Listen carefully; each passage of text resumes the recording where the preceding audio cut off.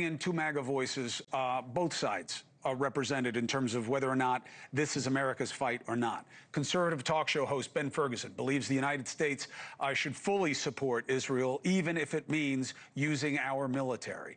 And the executive director of the American Conservative, Curt Mills, who says if the U.S. engages in strikes against the regime, he could see a collapse of the MAGA coalition.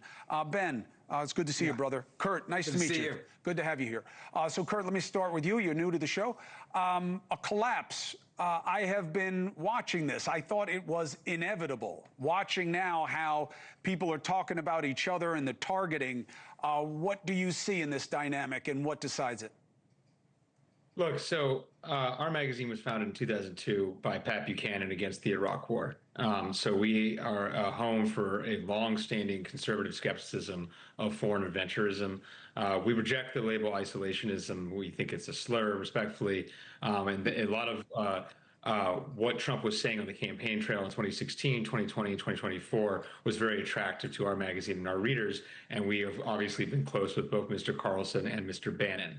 I think there is extreme risk here if the war does not go well. It looks like the U.S. is going to enter at some level. Whether or not it is limited to strikes on the nuclear facility, and that's it, is one door. And whether or not it's an open, boots on the ground, et cetera, regime war is another contingency. So my answer, though, is if it is limited to strikes on the nuclear facilities, I think we then should take the Iran hawks at their word. This was about the nuclear proliferation, and so why is there a need for a wider war? And so that is our perspective.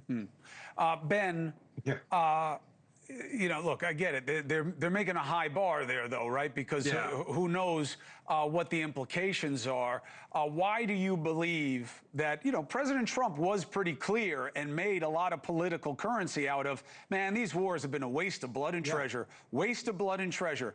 Is he about to waste blood and treasure?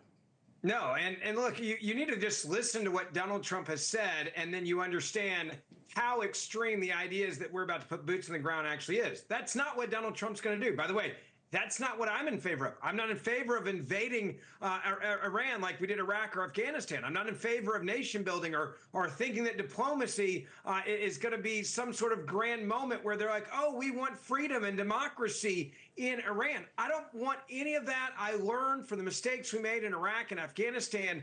And if you listen to what Donald Trump has said for 10 years and 2 days, what did he say, Chris? He said over and over again that we cannot allow Iran to have a nuclear weapon because we know what they'll do with it.